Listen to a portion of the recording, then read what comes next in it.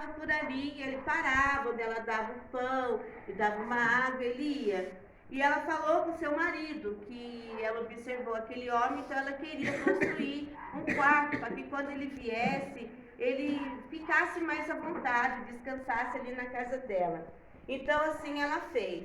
Porém, Eliseu tinha na Bíblia fala do seu moço, né, o Geazi, então que eles queriam retribuir pela bondade dela para com ele. Mas quando ele foi perguntar, ela disse que ela já tinha tudo, né? Que ela era uma pessoa bem sucedida financeiramente, no meio do povo dela, ela tinha acesso aos governantes, então ela não precisaria de nada.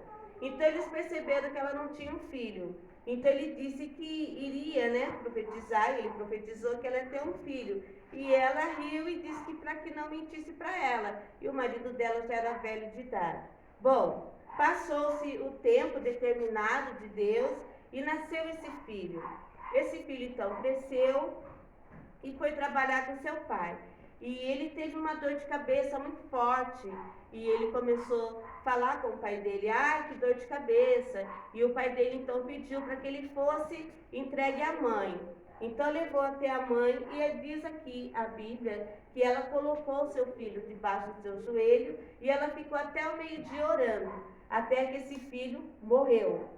Ela vendo o filho morrer, e detalhe, ela levou esse filho para esse quarto do Eliseu, onde ela havia construído, né, do profeta, e colocou ele sobre a cama.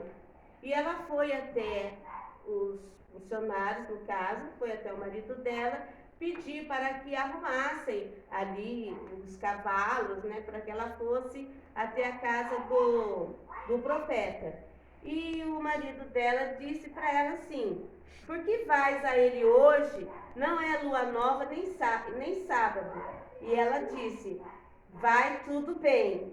Então, quando começou o culto hoje, falando de ter que ser forte e corajoso, se estávamos bem, já veio confirmar a palavra. Porque Deus, Ele está requerendo de nós que, independente da situação, que nós temos que profetizar na nossa vida. Vai tudo bem. Fala pro teu irmão, mas com convicção mesmo. Assim, vai tudo bem. Vai tudo bem. Chora um pouquinho, mas tudo bem. Que nós temos que profetizar o que a palavra diz. Aleluia. Agora, você veja bem, uma mãe, o teu filho morto, né, ali, e ela em silêncio, ela não procurou ninguém, nem pro próprio marido. Ela falou da situação, ela não comentou com ninguém, ela foi atrás daquele que entregou o filho. Aleluia. Que aqui, no caso, foi Eliseu, mas nós sabemos que foi Deus que usou aquele homem. Então, ela foi atrás daquele homem e foi indagar aquele homem, porque ela não pediu nada para ele, né? Muitas vezes, como já foi dito aqui hoje, nós passamos por situações que nós não pedimos, que nós não escolhemos, assim como ela. E de repente, o filho dela se vê morto, né? E ela ali, ela foi atrás do homem, do profeta. Então nós devemos ir atrás do Senhor.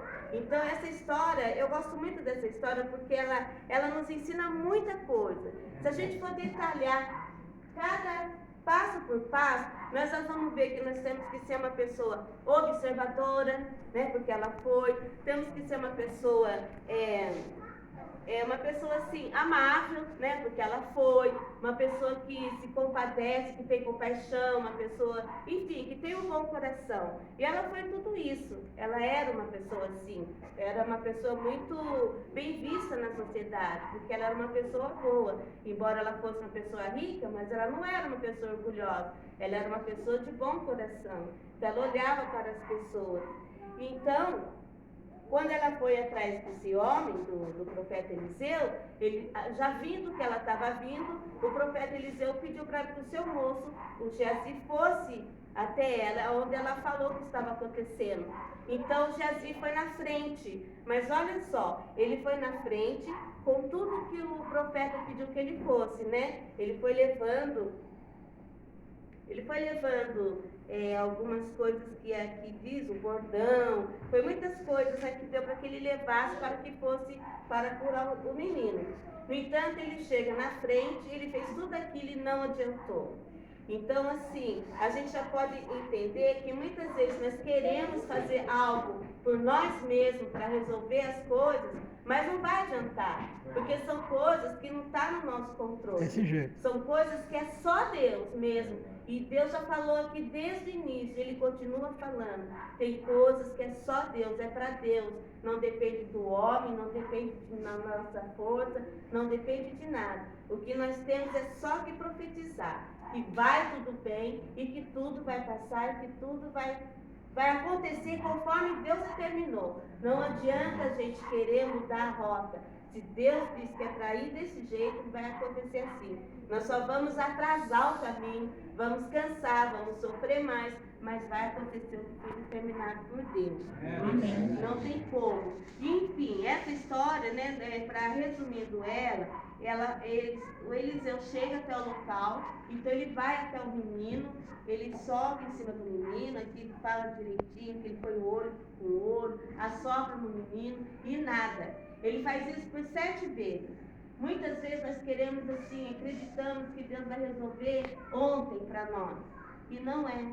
Porque Deus tem um tempo determinado na nossa vida para resolver as coisas também. Porque nós estamos aprendendo a cada dia com as dificuldades, com as adversidades, com tudo que nos acontece no dia a dia. É um aprendizado do Senhor.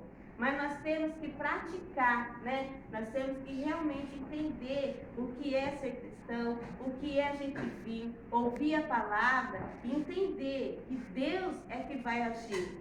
É Deus que tem o tempo dele, não vai ser nunca no meu tempo. Então, quando não acontece, não aconteceu agora, eu desisto. Ou então eu parei de orar, eu parei de ir na igreja, eu parei de ir na célula, eu parei disso, eu parei aquilo, porque Deus não resolveu.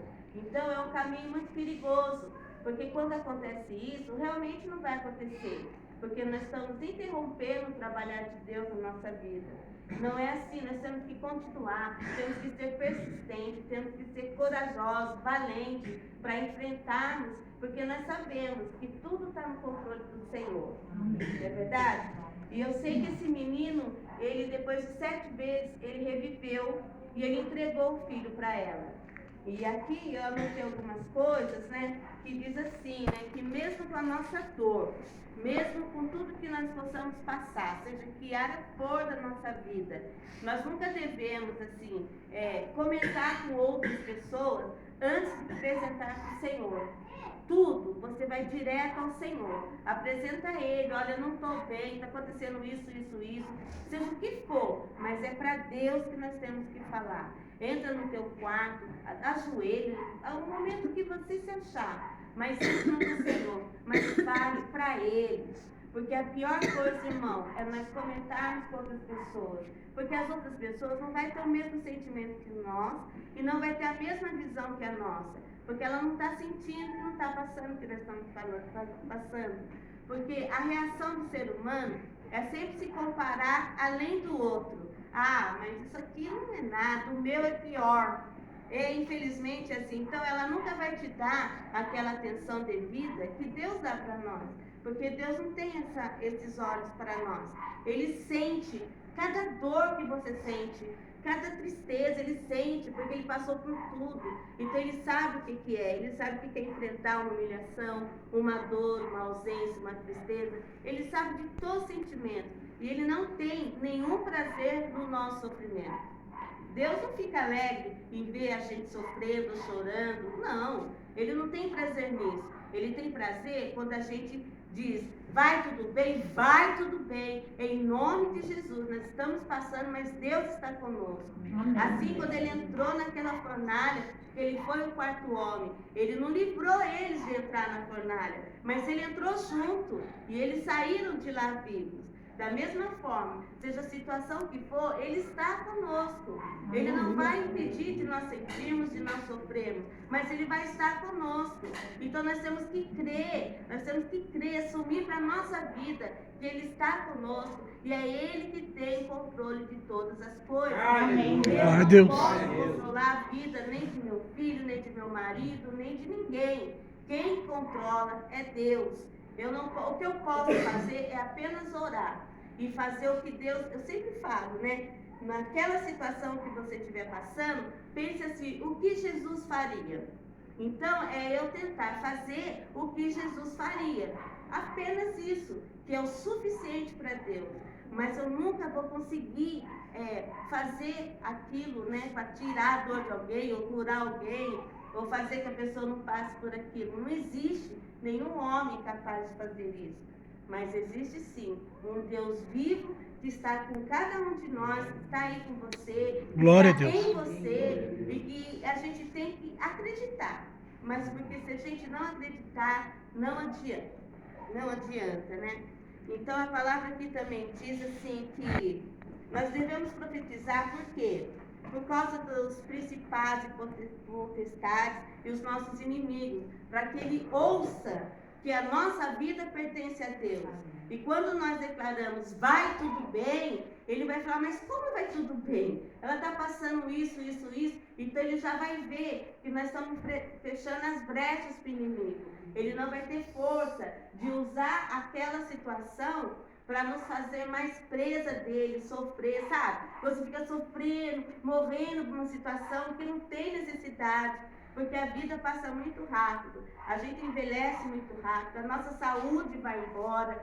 E quando você chega em um determinado momento da sua vida, você vê que você não precisava passar por tudo aquilo, não precisava perder sua saúde, seus momentos ricos, por coisas que não teve efeito nenhum, apenas mais sofrimento na sua vida. Então é isso que o inimigo quer usar, ele quer usar a tua tristeza, ele quer usar a tua situação para que você continue prostrado no chão, desacreditado, perdendo a fé, que vem o desânimo, que vem tudo, né? E tem um sentimento que ele usa muito, é o vitimismo. Esse vitimismo, ele pega muito, porque infelizmente todos nós somos parte e vem o ego, né? Esse ego que nos enche, e muitas vezes nos enche do vitimismo. Por quê? Porque você quer atrair as pessoas, que você é o único que sofre, as coisas só acontecem com você, e infelizmente, não é tudo isso. Mas esse vitimismo é do diabo, então isso aí é uma coisa que a gente tem que tirar da gente. Tira o vitimismo e coloque a fé, coloque a força Aleluia. na sua vida. Fala, comigo não, aqui não.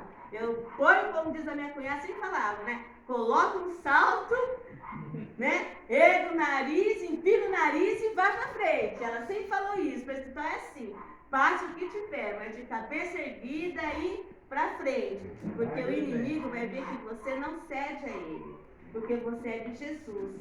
Amém? Amém? E também a palavra diz assim, né? Em capítulo 11, versículo 1, até quando ela falou da fé, eu falei, Jesus, né? Eu estava tudo anotadinho aqui. Hebreus 11, eu acho que eu tenho que fazer. Glória a Deus. A fé é o firme fundamento das coisas que se esperam e a prova das coisas que não se veem. Amém? Vamos ler todos juntos? Mas assim, eu não tenho uma voz muito, né? Mas vocês eu sei que tem, mas vamos ler com bastante força. Vamos lá. 1, 2, 3. Ora, a fé é o firme fundamento das coisas que se esperam e a prova das coisas que não se vê. Glória! É isso, irmão. A fé é isso. A fé é você acreditar nas horas que não está bem, que vai ficar tudo bem. Amém. A fé não é a gente dizer que está tudo bem quando está tudo bem, né? Quando está tudo bem, está tudo bem. Então não tem como você dizer que tem fé. A fé, ela vem justamente nas horas que você não está bem. É nessas horas que a gente prova a fé. É dessas horas que nós vamos provar, né, para todos e para tudo, que realmente eu acredito em Deus. Porque para mim acreditar em Deus só quando está bem, né? Isso não é, né? E 1 Tessalonicenses, capítulo 5, no 3. 1, 2, 3. Em tudo dai graças, porque essa é a vontade de Deus em Cristo Jesus para convosco. Amém. Irmãos, nós não sabemos, né? Mas Deus sabe de amanhã, daqui uns anos. Então, às vezes, aquilo que nós passamos hoje, como que eu vou dar graças a Deus por isso? Porque Ele tem um propósito em tudo, irmão. Tudo Ele usa a favor dele. Tudo. E Ele diz que é a vontade de Deus em Cristo Jesus. Então nós temos que dar graça em tudo, porque sempre tem algo pior para acontecer, não é verdade? Então nós temos que dar graça. Nós damos graça porque nós estamos vivos, nós damos graça porque nós estamos em pé, nós damos graça porque nós estamos falando, nós damos graça pela nossa família, pela nossa casa, nós damos graça porque estamos comendo. Ou se alguém está fazendo um tratamento, dá graça porque está fazendo um tratamento, dá graça porque teve um remédio para comprar, para tomar. Em tudo nós vemos que temos que dar graça. Amém. Aí a gente tira esse vitimismo, a gente tira esse sentimento de depressão, a gente tira, sabe, essas coisas ruins que vêm do inimigo, e a gente começa a olhar com os olhos do Senhor. Nós estamos passando por isso, mas algo de bom está acontecendo. Algo de bom ou vai vir muito grande em minha vida. Aleluia. É isso que é a fé. É isso que o Senhor quer de nós. Ele não quer nós abatido, porque Ele não fica feliz. Ele não quer a gente encurvado. Isso é para o inimigo. Ele quer que nós ficamos encurvados, abatidos, tristes, e fica nos expondo para todo mundo, e fazendo aquele auê, né? Mas não, o Senhor não, quer que nós exaltamos o nome dele. Aleluia. É para isso que nós temos que, glorificar a Deus. Olha, eu estou passando por isso, mas em nome de Jesus Ele está comigo. Sim, glória a Deus, eu dou graças a Deus porque eu estou tendo isso. Porque você nunca está sozinho. E Deus provê mesmo, Deus proverá, como diz assim, aqui Ele provê tudo a nosso favor. Amém. Ele provê tudo, Ele não deixa a gente sem nada. Pode ser a situação que você estiver passando, Ele sempre provê, sempre Ele manda alguém, uma situação, mas você não fica sem apoio nenhum em nada. Então já é um motivo da gente glorificar Deus. Glória a Deus. Todos os dias, né, de acordar, só da gente acordar, oh Deus, muito obrigado, né, pela vida, né, meu Deus, quando a gente passa, irmãos, eu sou muito assim, às vezes eu tenho umas dificuldades, mas assim, quando eu passei por algumas situações, no qual eu tive que ficar 6 meses internada no hospital, que eu também passei pelo câncer, ali, quando eu vi aquelas pessoas no tubo, quando eu vi aquelas pessoas naquela situação, e eu ali, minhas crianças eram tudo pequenininho, e o que mais me marcou até hoje é quando elas chegaram no hospital, elas não me reconheceram, que elas eram muito pequenininhas, minha cunhada até ficou com uns lá, foi distribuído. Então, quando você passa por situação assim, a visão da vida torna-se diferente, muda os valores. Então, assim, os valores que eu tenho hoje, de lá para cá, são outros, né? Porque você consegue enxergar a vida como uma coisa muito preciosa. Cada segundo, cada minuto da nossa vida é muito importante.